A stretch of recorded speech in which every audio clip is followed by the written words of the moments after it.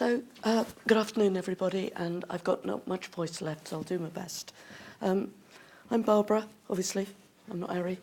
I've been involved with DSDM forever, and before DSDM was invented, I always worked this way. And it's quite frightening to get caught up with a method, because I've always tried to avoid methods. But I helped create DSDM in '94, and I've been using it full-time ever since, both at work and, depressingly for my husband, also at home.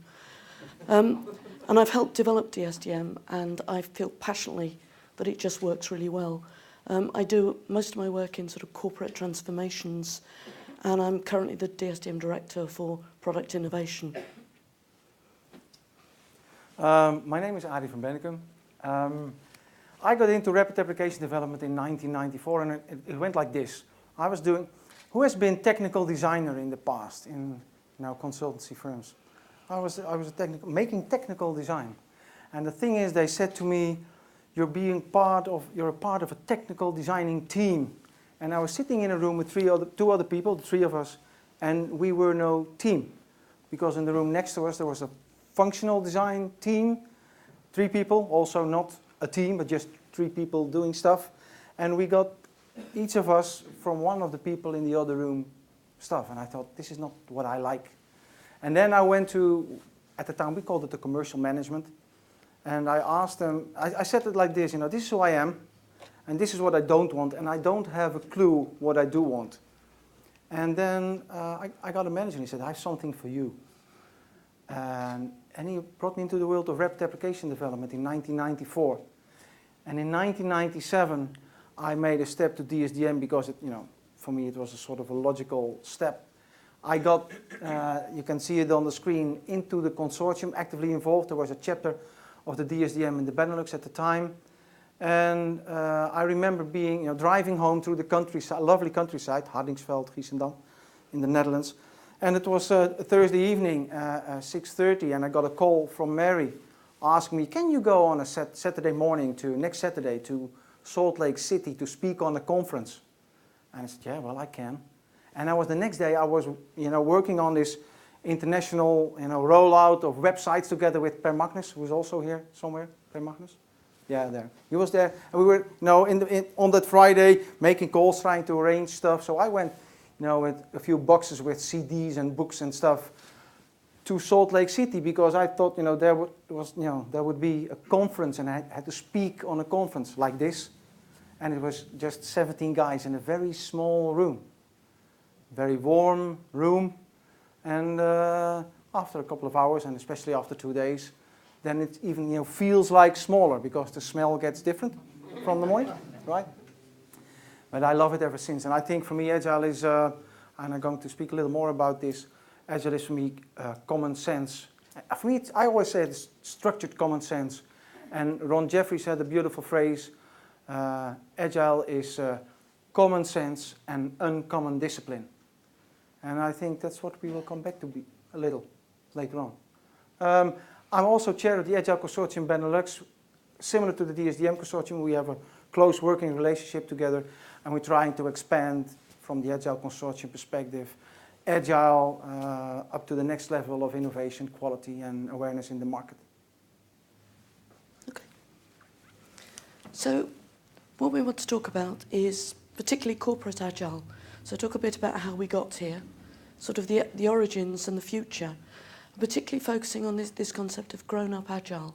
There are different types of Agile. There's very small, simple pieces of work. They're easy to do, but the focus of this presentation is Agile in the wider context of projects in a corporate culture, which is a different sort of world. And what's lovely with this conference is to see that we've got lots of people here that are looking at the strategic, the project, the program level, rather than a room full of just developers that want to talk pure techniques. So it's talking about the Agile, the community in Europe, DSDM, where are we going, and Agile, where's it going? And this will be interesting because we've not practiced this together, but I'm sure it'll be fine. We're Agile, and we're aiming to finish about 10 past. We'll fight afterwards. Yes. So looking back to the early days, years ago my unofficial job title was Rad Mum, And I think now probably my unofficial title is Agile Granny. So even I've grown up. But when we started doing this in the early days of 94 and before that, sort of probably late 80s, it was a very different world. And to be perfectly honest, we had to fight for everything. And because we were fighting for some space for Agile, and we were fighting the traditional people, and we were fighting the organisation, and we were fighting the standards, we had to be quite stroppy, and we had to be quite difficult. And we did some things that in hindsight, looking back on it now, we probably shouldn't have done. So what I'd like to do is first of all make a public apology. Is there anybody in the room that's a business analyst? Not many. Or not many going to own up. Okay. When we created DSDM version 1, we got rid of you. Sorry, we were wrong. Because when we were fighting this Agile, to make this Agile space, business analysts were a major part of our problem.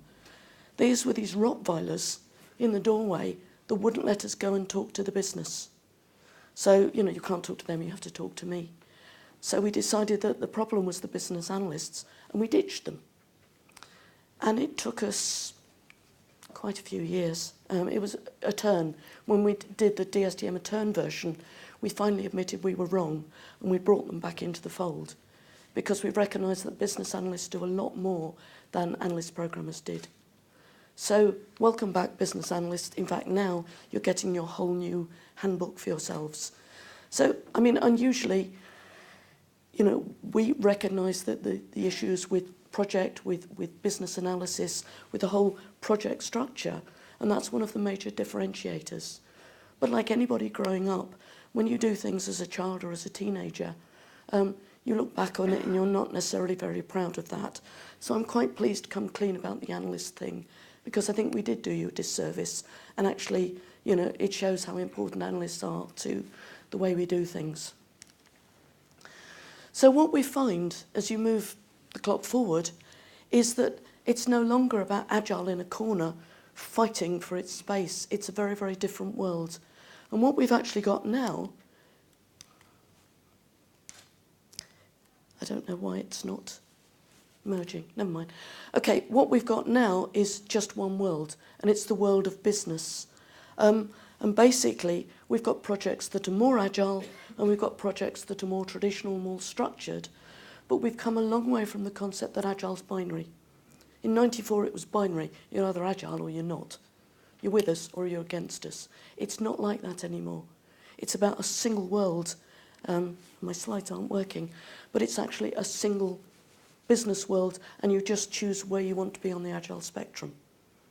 And it's trying to get that concept across to people. It's okay to be a bit traditional. In fact, sometimes it's safe to be a bit traditional. I wouldn't go the whole hog, necessarily, but some projects need more structure than others. So simple Agile projects are relatively straightforward. A couple of blokes in a garage doing a website for their mate. It's very Agile. But if you move into the corporate world, most of the corporate projects aren't that simple. You hit all sorts of complexity that you have to deal with. We also deal with projects that are not just about IT. So one of the discussions I always raise with the Agile Manifesto, and I know Arie feels the same, the Agile Manifesto says it's about working software. No, it isn't. It's about working solution. It's not just about software. Most projects are business change with a bit of software, or sometimes they're just business change with no software whatsoever. So we've got business change only, and we've got business change in IT. But you very rarely do just an IT project in isolation. So it's complicated. This was going to be a beautiful reveal slide, but that's not working either. So you sit in the middle, and in a complex corporate project, you've got all these pulls, all these tugs on what you need to do. You've got these constraints. You have formal contracts. I mean, if anybody's done, an Agile contract, I know there's some work going on here, but most contracts are very traditional.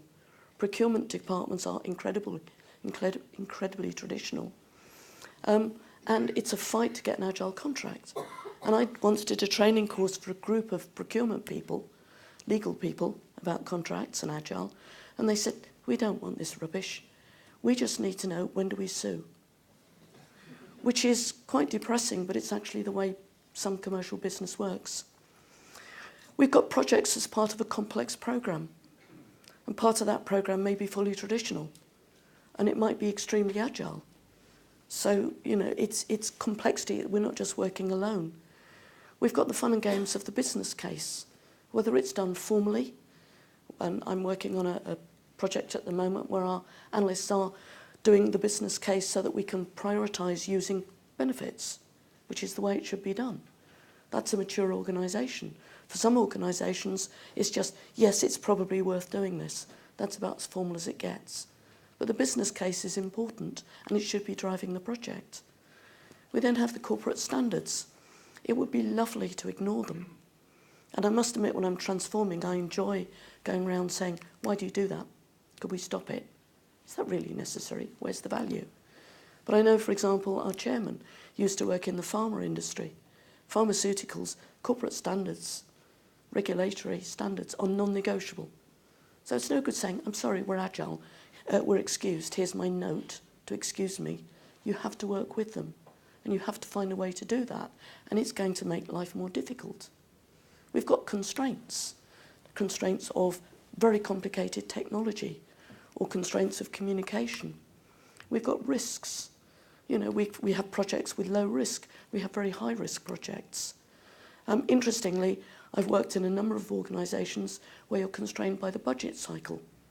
Well, you have to pitch for budgets in February, but we don't know what we want to spend them on. Well, you have to get the money ready. Okay, give us some money to spend on stuff. No, we need a bit more than that. So you make something up, and then you have to sort of retrofit to the money you've just claimed. It's much more complicated. What that means is that with these sorts of constraints, you end up with projects that have a very natural spectrum. So some projects are going to be able to be much, much more agile. Some projects you can actually work at the edge of chaos. Brilliant. If you're working for the likes of British Aerospace, we did some work for Rolls-Royce, you're not allowed to work at the edge of chaos. In fact, they were frightened of Agile because they said they can't afford to be risky because people die. So those projects will lean you more towards more formality.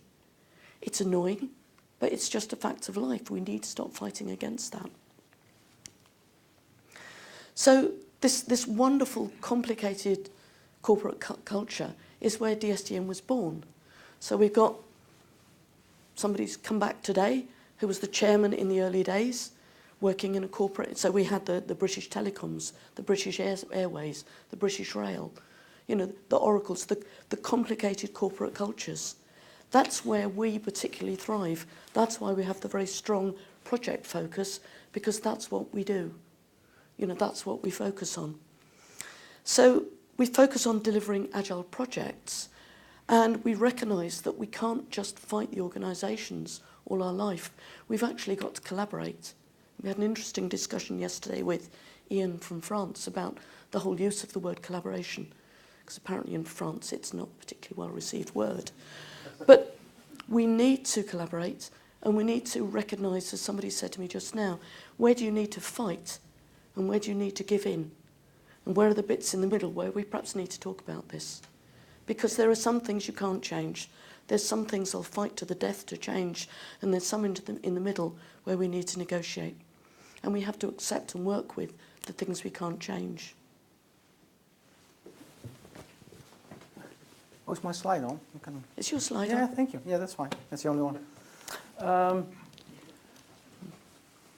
They asked me to talk a little about, you know, where it came from. And in 2011, when the manifesto was there, 10 years, we had a sort of celebration in Salt Lake City, a huge conference. And I got a lot of questions, you know, interviews and that kind of stuff. What would you change in the manifesto? Just one word. Just one word. And I think the 70 people who wrote the manifesto, most of them were really die-hard programmers, and this is why software comes in and solution is not there. And I think that's the only thing, because when we were there, you know, imagine this: you have a small room and 17, you know, self-convinced men who are aware, you know, they have their own method with them, their own theories, their own practices, and And then they're all sort of different. So the natural behavior is that, I'm going to explain to you why mine is better than yours, and you will try the other way around, right? We didn't. We tried to find common ground, and we started just with the word Agile, because what's it we are talking about? Who of you has ever read the Agile Manifesto? Not all of you. Okay. So what we did was, being open, and I remember somewhere in those days, I think it was the first morning or something, or the first afternoon, we explained to each other, okay, this is how it works from my perspective. And I remember that most of them said, oh, the DSDM, that's heavy. They didn't use the word bureaucratic, but from their perspective, it was for most of them. But still, they were open. And we have been, talking for, let's say, a day and a half, really, on the content, just trying to find them. From the first, umbrella expression, Agile, we came to the first 4, statements of the Agile Manifesto. And over the email, in the time afterwards, we got the 12 principles of valuable software. And it must have been like 2,000 or 3,000 emails going up and down, with 17 people replying all the time. And then I think what we were able to create there was a situation where you have, at that moment, 17 different views, maybe 12, I think there were 12 methods. Jim Highsmith, he did write a book about it. We tried to find common ground, and we tried to find, and we were able to create a platform where, everyone could find solutions to their questions and answers. When we got together, we would talk about, okay, so what? We've been away for 10 years now. What's the next step? The next step was that we would be together in 3 years. So that would be next year. So who knows what's coming up in 12 months? I don't know. We have another meeting again. But the thing is, it's not done yet. You see some of the methods like DSDM working on the content and evolving all the time. And some of them are, just the way they are, and people use them or not, or they use a little bit from this and a little bit from that. And I think it's not really a problem whatever method you use. The vision and my statement here is that success of Agile, the way you do Agile, lies in the quality and the discipline you use for your Agile techniques like time boxing and prioritization and your daily stand-ups or weekly heartbeat sessions. Whatever you do, just make sure you do them the right way, with the right people, at the right time, about the right content. And the moment you do this, it gets less important which method you use. The method is very handy when you talk about, in a process together, a project, or we have this, the same words for the business analyst, and we have the same words for the phases we use, and that kind of stuff. There's a lot coming up. I think DSDM was, as I recall, the only, what I call full delivery method. The rest was, from my point of view, very focused on the production process of the software. Well, that's great. It can all work together. We see beautiful projects with Prince2, DSDM, and Scrum in one. It works brilliantly. And I think next step would be, when we have a lot of benefits from working with Scrum or with Kanban or with DSDM in projects, the next level should be project portfolio management. And next step might be just running your business Agile. And I know in the Netherlands we have internet banks, where the organization is totally run business-wise. So there will be a lot of innovations coming up. And I think, going back to the attitude on top, where you're open and you share and you're able to innovate together and share your innovation with the rest of the community, we get Agile where it belongs. It's a very responsive way of delivering very good stuff with a lot of business value, and giving the fact that we are on our way to, even in 2015 and 20, shorter and shorter and shorter time to market of whatever product you are. I think that Star Wars Episode 7 will be about agility in business. Will be about, whatever you do with Agile. I implement Agile at this moment in time in marketing departments, for instance. So, and it works. And we have their solution development teams, and we have the business. We were always talking business and IT, as, is IT not business then? So it's more who is developing and who is the client. And when you do a marketing campaign or you have a marketing program for the rest of the year, you can do it as Agile. You know, it's even better when you do it Agile because, you know, Agile has so much benefits. So where episode 7 will be all about, I'm not sure yet, but maybe business agility. Barbara.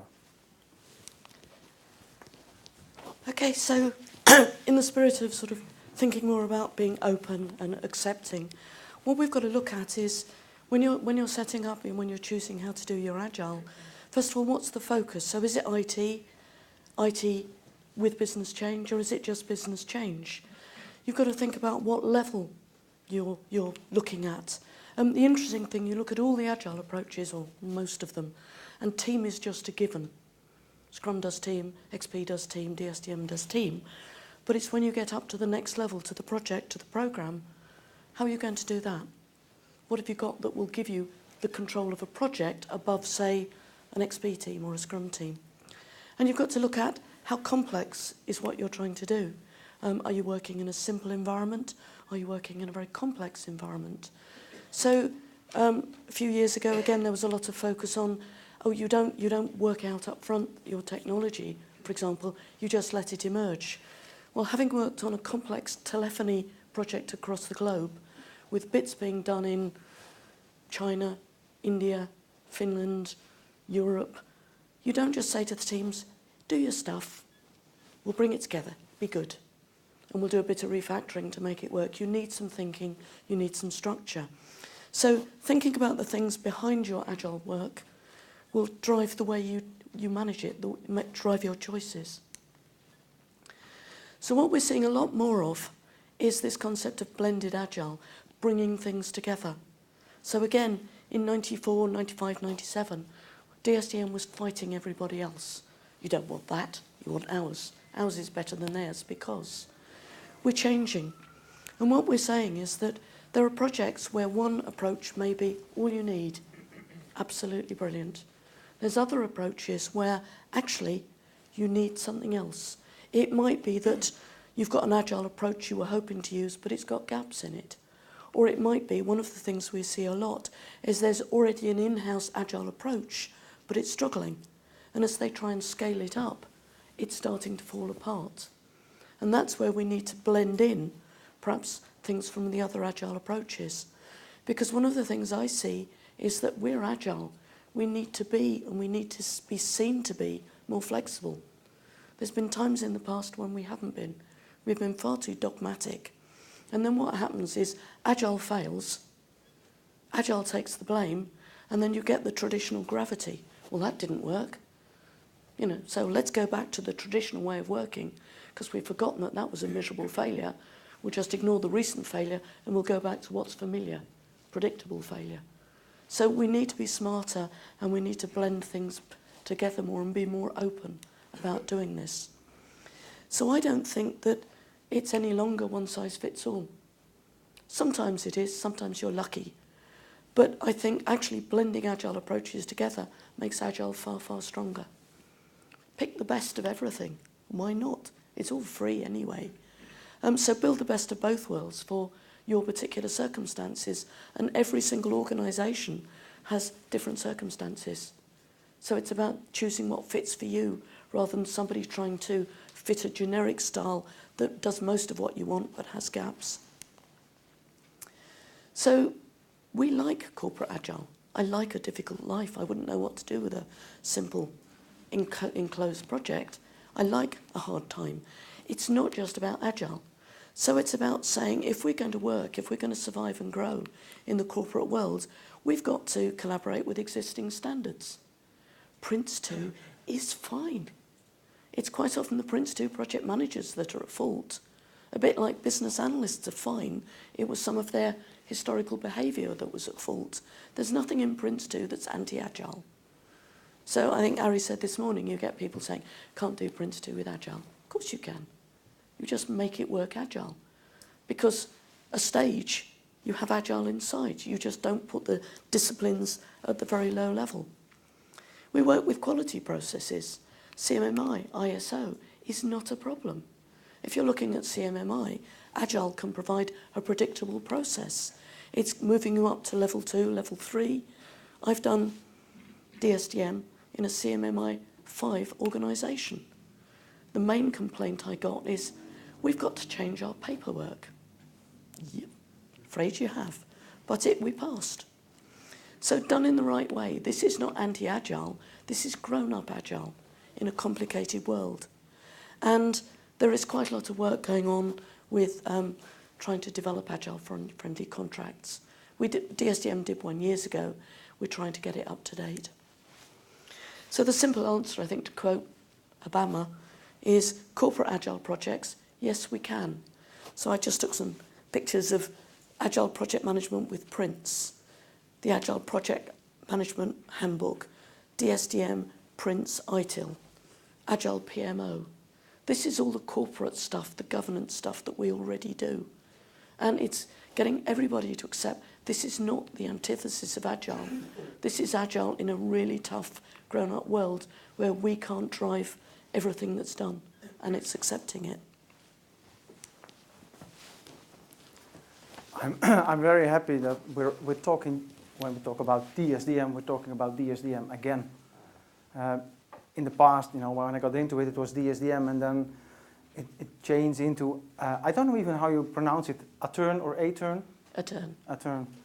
And then we were looking at the manuals from the previous slide, and there's this little silhouette on it, and I was just, talking to myself, saying, hey, is this a butterfly or is this a bird? I heard someone saying from the back, no, it's Superman. And I thought, and now it's DSDM again. That's what it is, and that's what it always has been. And I think DSDM has grown, like Barbara just described, from a strong community, innovating, working, sharing best practices.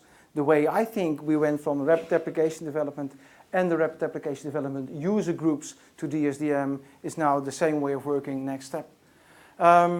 We have on the continental mainland in continental Europe, we have the Agile Consortium, similar, not connected to one specific method, same idea. And what we do there is trying to get communities connected. In this, we are working together with the DSDM Consortium. We have Mary Connect Agile coming up soon, very soon, very soon. This is a platform where we bring Agile communities together from across, whatever, we have a focus on Europe now. And the Agile Consortium is at this moment expanding, because it's not only that we try to connect all the Agile communities, we also try to implement new chapters of the Agile Consortium. And every chapter has the same idea. You have locally, you have Agile communities. I think in the Netherlands alone we have formally like 6 or 7. And what you do as a local chapter of the Agile Consortium is trying to connect, try to bring them together, and try to get the innovation going, because every single Agile community is innovating. But sharing across those borders is difficult. Cross-community sharing, and I think this is what we need to do. And this is what you can see. So we are working on chapters in Romania and Poland, Germany. We are in strong interaction with PMI in Poland at the moment. So, the Connect Agile is the one it's just a digital platform, a portal where you can, connect to as an Agile community to share your events on a big calendar, so everyone will know that your event is going on and has an opportunity to visit it. And I think we need to do this. We need to do it. We are here with 350 people now, more or less. And I think, you may be spread over like 4, 5, 6, 7, 8 Agile communities. And that's not a problem. If that's the place where you go to, to share your information and to innovate. But I would like to invite you all, go to the websites of those organizations. When Connect Agile is launched, I hope the DSDM Consortium will inform you about this. And then you will know that when you're on holiday in Krakow in Poland, you have the opportunity to visit the lovely Agile conference over there. And business analysts invited. So that's cool, right? But also, it's like we have, in the Netherlands, from where I live, it's like an hour drive to Antwerp. And they have an Agile Consortium in Belgium. We didn't know what they were doing. Now we do know, because we share the information. We have it on one place. So that's just the fact that I can go there and meet people who present or are working in task forces on innovation. So I'd like to invite you all, to participate in the Agile community, which is, global at the moment. But I think everyone's experience, when you're open, everyone's experience is very much appreciated and valuable to others. So please do so. This is just a snapshot of what's going on in Europe. And there's a lot, really a lot more. So try to get in touch, Google around a little and connect as much as you can. Thank you. Barbara? I can see an opportunity for holiday tours here. Yeah, exactly. The big Agile tour.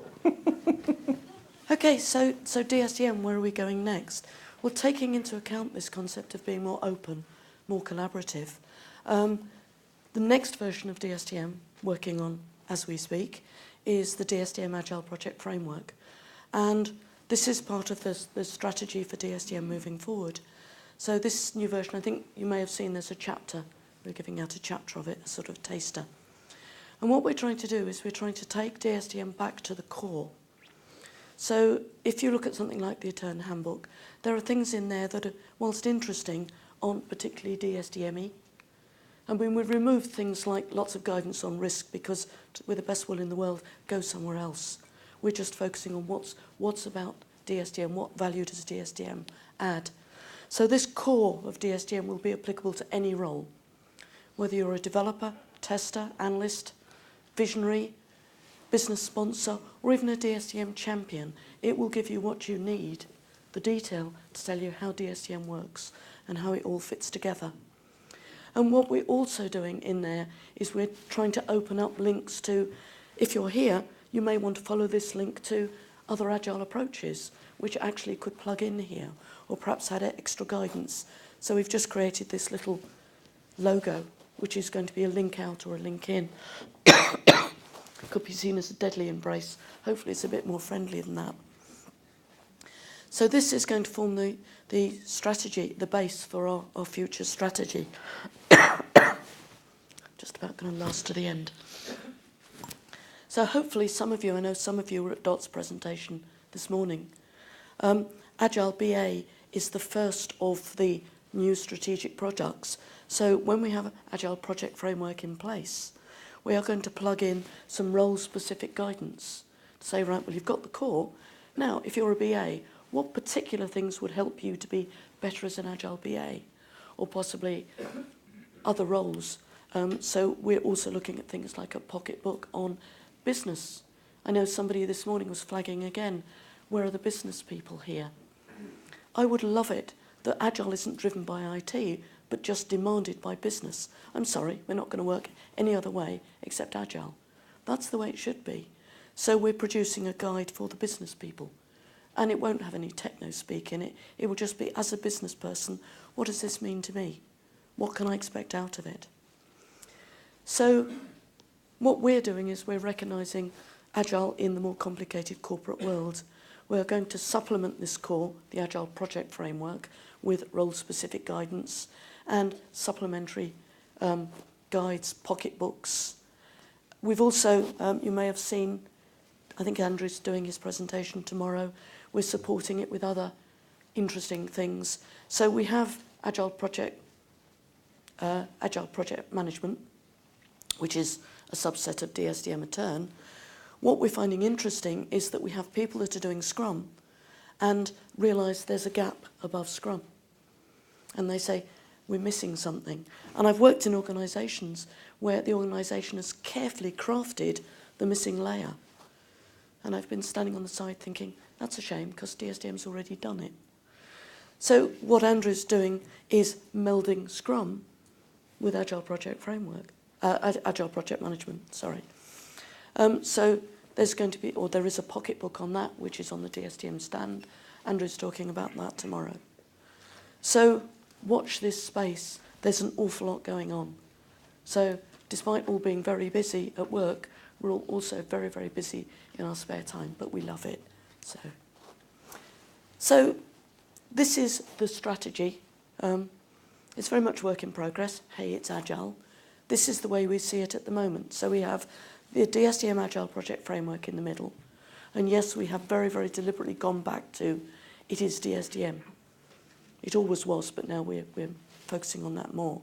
Plugging into that, there will be a variety of things, role-specific, looking at other links to other Agile approaches, tailored guidance for perhaps specific techniques, specific problem areas, white papers. Watch this space. There's a lot going on. And I think that's yours, Arie. Talking about pocketbooks, there's maybe another group that might need one. I was, some time ago, I was presenting in the Netherlands at a conference that's called the TestNet conference, and then we have almost everyone from the Netherlands, like 500 to 600 people, all testers. And imagine when you're new to the Agile world and you're a tester, so there were 500 or 600 of them. They think, I'm out of a job. I don't have a job, and they do Scrum. And when you look for the tester, very specific like the BA, it's gone.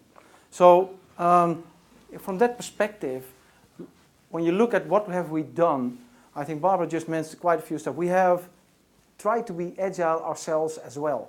So when we started, we found out, okay, the way we work in whatever's called a waterfall, and I have often a debate with a guy I'm working with a lot, and he likes Agile more or less, a little bit, not too much.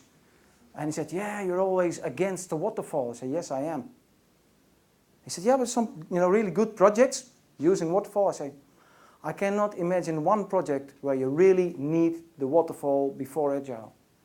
I cannot think about it. Every single project needs Agile techniques. Maybe you don't have, and this is something that we know right now, maybe you don't have projects where you can make choices and prioritize. You have to deliver everything. Maybe. And I can, when you go to aerospace industry or something, yeah, I can imagine. Those are the things we have seen, we have known, we have experienced. The thing is, when you're really open, okay, let's try, and not try on behalf of the client, but let's try to make it work. And it all comes back to the techniques. So next step might be not going back to, huge silos of individuals like the business analyst or the tester no, it's about how to get the things done that need to be done. And we still have a lot of work on the analyst side. This morning I was talking about, get the best from the best, which means starts with, real smart objectives for every project, real good business analysis skills, to drag it out of the client organization. So why are we doing this? Next step, again, I cannot predict where we are going. I cannot say, this is what we expect. Also, last time I spoke to the other authors, we have ideas, and the ideas will be in the area of business agility. And business agility, when you look at it from that perspective, it's no longer that you have IT and business, but again, like I mentioned before, you have the solution development team developing something and a client requiring this solution that will help him or her to get to achieve business objectives. So what we expect is that it will move to that direction even more and more, using DSDM, using Scrum, maybe new Agile methods and ways of working, and there will always be the focus on the Agile techniques we are going to use. We have a client, and we have to listen to the client. We cannot think for the client, so we have to work with the client to make sure we drag out the information that's in the client. We can transfer it, to the development team so that they know what to do. And we have to define a process where we frequently, with each other, review the evolving solution if it's going the right way. And when we are there, we have a time box and we have a money box, we will look for solutions, to make choices and to prioritize when possible. This is what will happen in business, in running organizations. I know organizations, like I mentioned before, that are already, run the Agile way. So, episode 7, no, it's not yet defined. Maybe we should ask Steven Spielberg or something, I don't know. He has an idea. But it will go in the direction of business agility, because when you do Agile projects, you will, let's say, reach the natural ceiling of the benefits of projects. And the next step might be your project portfolio to manage that Agile, and then the next is running the business Agile. Who is already in his or her organization working more or less agile outside IT and outside projects? Yeah, I see some hands come. Yeah, 1, 2, 3, 4, 5. Yeah, sure, cool.